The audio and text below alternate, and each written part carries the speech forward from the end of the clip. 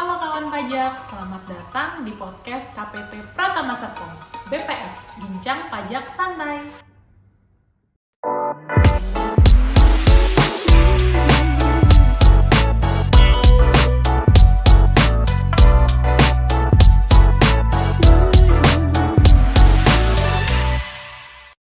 Di podcast kali ini, kawan pajak akan ditemani bersama saya Agnes dan Ian.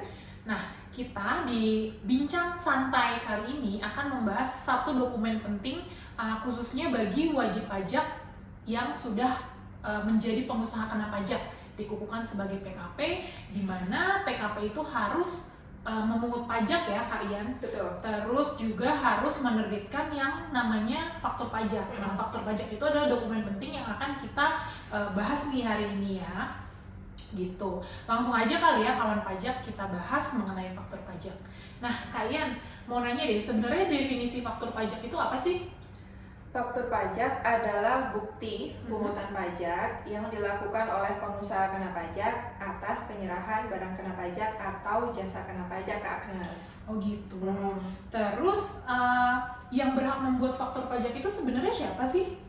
Yang berhak membuat faktur pajak adalah wajib pajak orang pribadi atau badan yang sudah dikukuhkan sebagai pengusaha kena pajak. Oh gitu. Nah, gimana sih cara bikin faktur pajak? Apakah masih manual atau udah elektronik gitu sekarang? Untuk faktur pajak sudah dilakukan secara elektronik ya Kak Agnes ya, melalui aplikasi yang disediakan oleh Direktorat Jenderal Pajak, yaitu aplikasi e-faktur. Faktur. Oh, jadi pembuatannya udah menggunakan aplikasi ya? Iya. Nah, peraturan terbaru tentang faktur pajak itu kan Per 03 tahun 2022 ya, dan itu baru berlaku. Nah, salah satu poin utama yang benar-benar hal yang baru buat wajib pajak buat PKP itu adalah ada yang namanya batas upload faktur pajak keluaran. Itu gimana sih, Kayan? Oke. Pada Per 03 PJ 2022 ini ada pokok-pokok perubahan ya. Isu yang paling sering dibicarakan adalah batas upload faktur pajak keluaran. Betul. Ya. Batas upload faktur pajak keluaran adalah tanggal 15 bulan berikutnya sejak tanggal yang tercantum dalam faktur pajak. Mungkin kawan pajak agak bingung nih kalau dibikin kalau dibikin ilustrasinya tuh gimana coba Kak Ian? Oke. Misal pengusaha kena pajak membuat faktur pajak, faktur pajaknya tercantum misalkan tanggal 15 Mei atau misalkan pokoknya tercantumnya di bulan Mei tanggal fakturnya.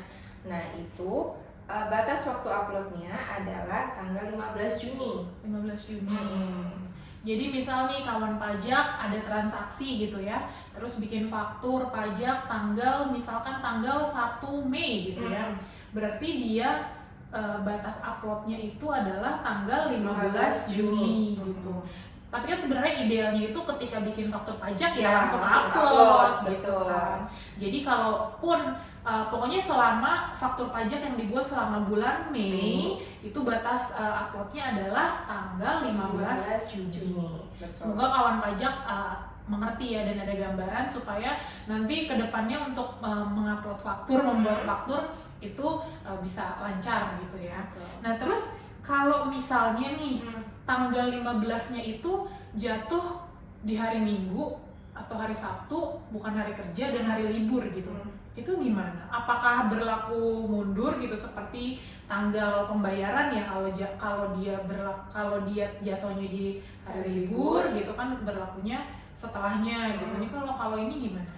Kalau untuk batas waktu upload sesuai dengan peraturan Per 03 PJ 2022 untuk yang hal tersebut misalkan tanggal 15 adalah hari libur. Nah itu tidak diatur Kak Agnes, jadi tidak berlaku mundur ya, tetap tanggal 15 bulan berikutnya. Mungkin karena udah bisa diakses via aplikasi dan itu online jadi nggak ada alasan untuk nguploadnya di nanti gitu ya. Nah itu udah clear tuh. Lalu kalau misalnya si wajib pajaknya malah kelupaan gitu nguploadnya ternyata tanggal 17 Juni, nah itu gimana Kak? Nah kalau misalkan faktur pajak tersebut seharusnya dibuatnya ternyata melewati melewati dengan tanggal yang seharusnya dibuat, maka itu akan dianggap sebagai faktur pajak terlambat dibuatnya. Gitu, faktur Jadi, pajak terlambat.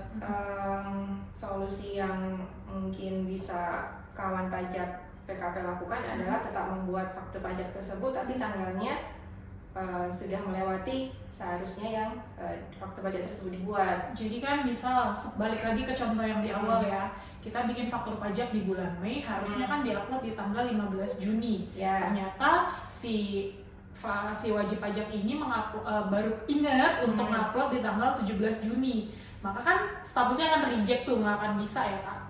Iya kan? Iya, betul. Reject statusnya. Nah, solusinya adalah dia membuat faktur pajak ulang di masa Juni gitu kan. Betul. Jadi kayak bener-bener ngerekam ulang gitu ya. Kalau kayak gitu ada sanksinya nggak sih? Nah, untuk faktur pajak yang terlambat dibuat akan ada sanksi administrasinya Kak Agnes, sesuai dengan pasal 14 ayat 4 Undang-Undang KUP.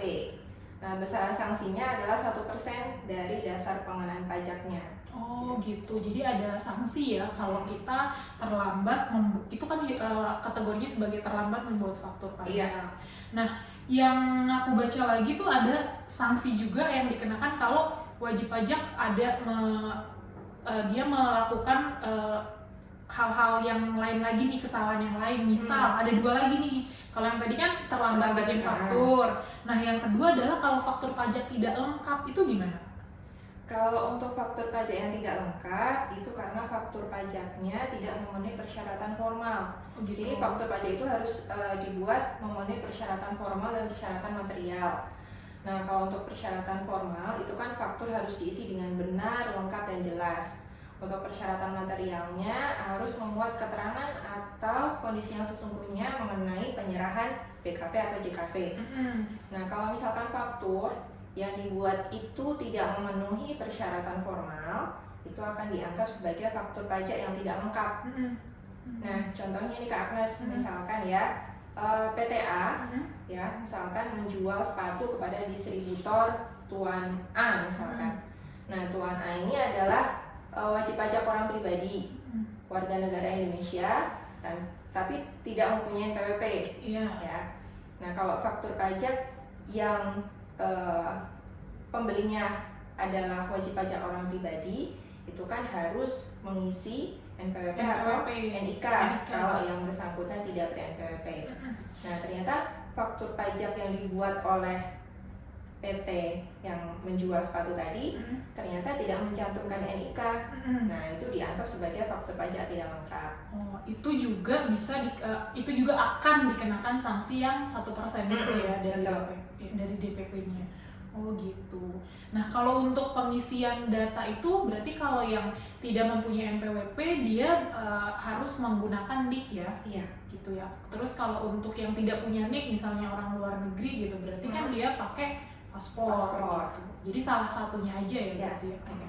Oke, itu yang kondisi kedua. Dan kondisi yang terakhir adalah kalau faktur pajak dianggap tidak dibuat, itu maksudnya gimana ya?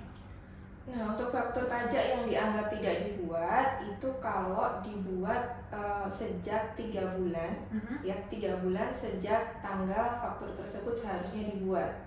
Gimana tuh? Bisa kasih contohnya lagi nggak? Saya, seharusnya misalkan PKP PTA ini membuat faktur pajak misalkan tanggal 20 April, seharusnya dibuat tanggal 20 April ya. Namun ternyata dibuat dan diuploadnya tanggal misalkan 20 Juli. Oke. Ya kan berarti sudah melewati 3 bulan kan. Seharusnya faktur tersebut kalau 3 bulan dihitung dari 20 Mei kan berarti tanggal 19 Juli ya. Nah, dia baru bikin dan upload faktur tanggal 20 Juli. Nah, itu karena sudah melewati 3 bulan dari tanggal seharusnya faktur pajak tersebut dibuat, maka dianggap tidak dibuat. Nah, jadi faktur pajak itu kan tadi kita membahas faktur pajak dibuat gitu kan, dibuat di tanggal berapa, diupload tanggal berapa. Nah, faktur pajak itu kalau sesuai aturan itu kan dibuat adalah ketika terjadinya transaksi ya, kayak atau ketika pembayaran itu lebih dahulu dibandingkan penyerahan barangnya gitu. Jadi poin utamanya di situ ya untuk membuat faktur pajak. Oke, dendanya tetap 1% ya? Sama, 1% iya, semua. sesuai dengan pasal 14 ayat 4 Undang-Undang KUP. Oke. Nah, lanjut lagi ke pertanyaan yang sering ditanyain nih sama wajib pajak. Yang berhak tanda tangan faktur pajak itu sebenarnya direktur doang atau gimana sih? Untuk yang berhak menandatangan e-faktur di Per 03 BC 2022 juga sudah diatur ya. Jadi yang berhak menandatangan faktur pajak adalah pejabat atau pegawai yang ditunjuk oleh PKP. Nah, cara penunjukannya adalah dengan cara mendaftarkan pejabat atau pegawai tersebut di aplikasi e-faktur. Oh gitu. Jadi nggak harus direktur ya. Ini hal yang berbeda dengan SPT. Kalau SPT itu memang yang menandatangani harus selaku direkturnya ya. Iya. Jadi boleh pejabat atau pegawai yang ditunjuk. Nah, lalu pertanyaan yang sering muncul satu lagi nih. Di Per 03 tahun 2022 yang dimana itu adalah aturan terbaru tentang faktur pajak, itu ada kode transaksi 05, itu kan baru mulai berlaku sekarang. Nah itu tuh untuk apa sih? Untuk transaksi yang jenisnya kayak gimana? Oke, untuk kode faktur 05 ini digunakan oleh PKP yang dalam 1 tahun peredaran usahanya tidak lebih dari nilai tertentu. Kemudian untuk PKP yang melakukan penyerahan JKP atau BKP tertentu. Dan digunakan untuk PKP yang melakukan kegiatan usaha tertentu. Nah, contohnya kalau misalkan yang melakukan penyerahan JKP atau BKP tertentu itu misalkan PKP yang melakukan penjualan kendaraan bermotor bekas. Nah, itu pakainya kode faktur 05. Atau bisa juga untuk jasa pengiriman paket. Ekspedisi ya? Ekspedisi, ya itu bisa pakai 05. Oh gitu. Jadi peruntukannya memang udah khusus untuk transaksi-transaksi yang tadi disebutkan ya. Nah, terus ada lagi nggak kayak untuk maksudnya informasi-informasi terbaru yang sekarang ini mungkin banyak wajib pajak yang belum tahu gitu terkait e-faktur atau faktur pajak yang sekarang ini? Oke, ada beberapa wajib pajak PKP yang menanyakan kenapa tampilan alamat e-faktur di aplikasi e-faktur itu tidak selengkap dengan profil yang ada mungkin di DJP Online, atau tampilan sesuai dengan NPWP. Di kartu NPWP itu kan lengkap ya, misalkan ada nama kelurahan, kecamatan, RT RW gitu ya. Terus kenapa di aplikasi e-faktur tampilan alamatnya tidak lengkap? Nah, kadang-kadang ada lawan transaksi yang mempermasalahkan ya, dianggap tidak lengkap ya. Takutnya jadi faktur pajak yang tidak lengkap ya. Terus gimana? Kalau faktur pajak tidak lengkap kan takutnya nanti sama lawan transaksi kan nggak bisa dikreditkan ya Kak Agnes ya. Jadi banyak yang bertanya mengenai masalah tersebut. Nah, sesuai dengan pengumuman yang sudah dikeluarkan oleh Direktorat Jenderal Pajak di Peng 05 PJ 02 tahun 2015 mengenai penegasan atas tampilan e-faktur. Hal tersebut memang tidak masalah. Jadi selama tampilan yang ada di e-faktur itu merupakan alamat yang sebenarnya atau yang sesungguhnya, maka tidak menghalangi validitas e-faktur. Gitu. Jadi yang penting maksudnya alamatnya itu secara garis besar sama betul. Walaupun tidak sedetail yang ada di DJP Online atau di kartu NPWP, tapi itu tetap dianggap valid ya. Iya. Wah, luar biasa ya diskusi kita kali ini. Walaupun singkat mengenai yang kita bincangkan hari ini mengenai faktur pajak, tapi cukup menjawab banyak pertanyaan wajib pajak nih yang datang ke helpdesk langsung ke kantor pajak Serpong atau melalui via WA gitu, via WA KPP Pratama Serpong. Nah, ada lagi Kak yang mau disampaikan terkait faktur pajak? Sepertinya sudah ya. Agnes, kalau misalkan ada yang mau diobrolkan lebih detail mungkin akan ada sesi selanjutnya ya di seri PPS selanjutnya. Iya betul. Nah kawan pajak, itu tadi obrolan santai kita bersama Kak Ian mengenai faktur pajak. Poin penting dari diskusi santai kita tadi adalah faktur pajak itu harus diupload maksimal tanggal 15 bulan berikutnya. Lalu jika terlambat akan ada sanksi yang dikenakan berupa denda 1% jika wajib pajak melakukan yang pertama itu adalah terlambat membuat faktur pajak, yang kedua membuat faktur pajak yang tidak lengkap, dan yang ketiga dianggap tidak membuat faktur pajak. Selain itu, yang berhak menandatangani faktur pajak itu tidak terbatas di direktur, tapi memang adalah pihak-pihak yang ditunjuk. Selain itu, di aturan yang terbaru di Per 03 tahun 2022 ada kode transaksi 05 yang mulai berlaku untuk diperuntukkan jenis-jenis transaksi tertentu. Dan terkait data alamat yang tertera di aplikasi e-faktur, di prakteknya itu berbeda atau tidak terlalu detail dibandingkan dengan yang tertera di DJP online ataupun di kartu NPWP. Nah, itu dia ya poin-poin penting dari diskusi santai kita hari ini. Sampai jumpa lagi di podcast KPP Pratama Serpong selanjutnya. Ngobrolin pajak bisa santai? Bisa dong!